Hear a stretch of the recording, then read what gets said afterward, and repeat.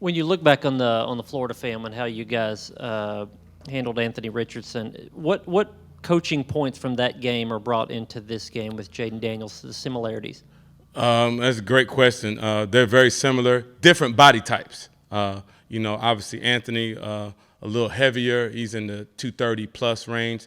Jaden is probably a little slighter, but still runs as hard and is as elusive. We obviously didn't do as great of a job as we wanted to versus Anthony, so that's been a big point of emphasis for us is trying to keep the quarterback contained. But he's a super talented kid. They probably had a couple more design runs the last game. Obviously, trying to take advantage of his elusiveness. But we have to do a great job. I think they're comparable as as athletes and as runners. But obviously, Anthony, being a little bigger, it might be a little bit more of a between the tackles guy, where Jaden's probably a little bit more off tackle. Wes, then Vince. Last year, there was a game. Brian, there was a game last year where someone had played y'all maybe just after playing Ole Miss, so there was talk of the offenses being similar, and that would maybe help the team that was playing y'all. Can it be the same thing if you face a quarterback like a Jaden Daniels after you play an Anthony Richardson? I mean, can some of that stuff, playing them right after the other, can some of that stuff help in terms of retention and things that you need to know?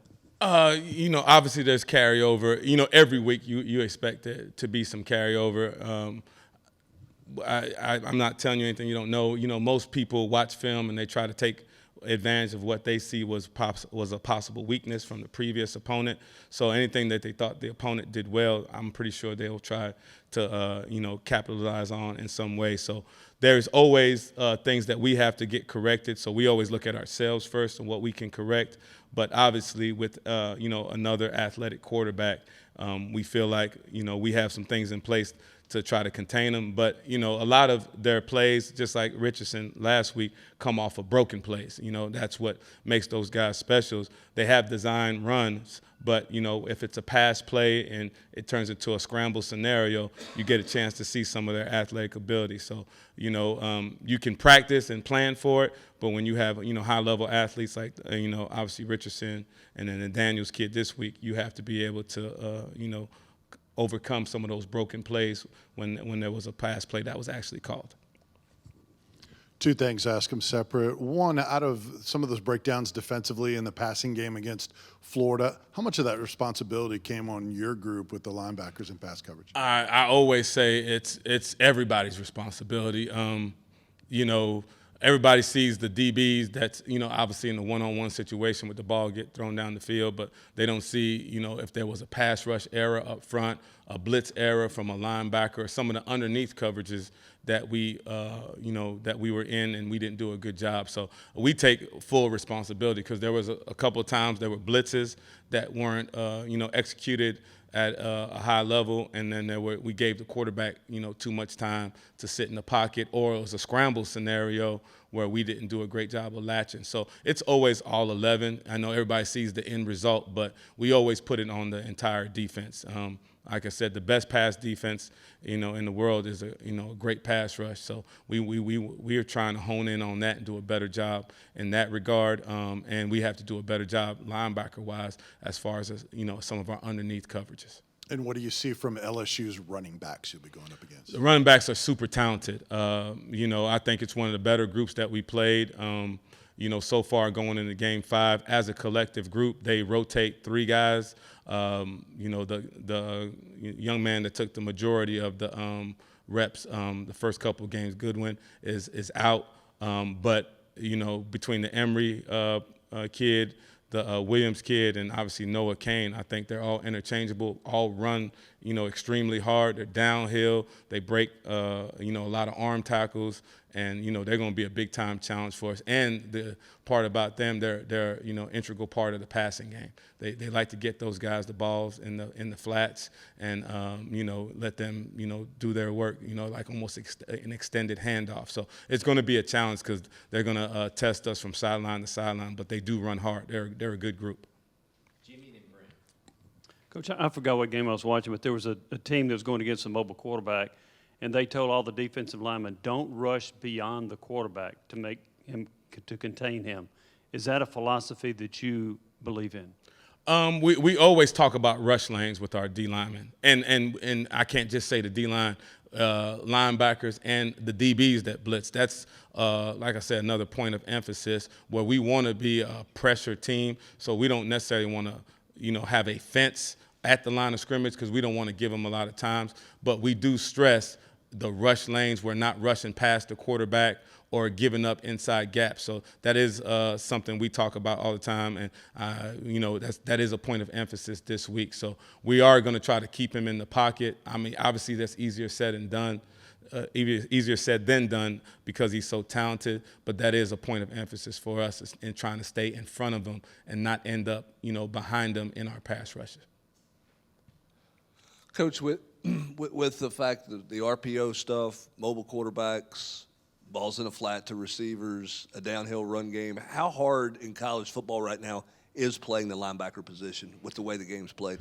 It's a challenge. You're going to be in some kind of conflict almost every play because of, like you said, you named them all. You're going to have to play sideline to sideline, with the spread offenses. You're going to get conflict with the RPO as far as, running pass. And then, you have to be able to defend some pretty good athletes in space. Most people are going to try to find a mismatch. So a lot of times you'll see, some of their high-end receivers of the teams that you play, they line them up as a slot receiver or they put them in as a boundary two so they can match them up against linebackers. So it's a challenge. I think it's difficult. I joke with them all the time. I said, man, I'm glad I played linebacker in the years I did because I don't know if I'd be playing linebacker right now.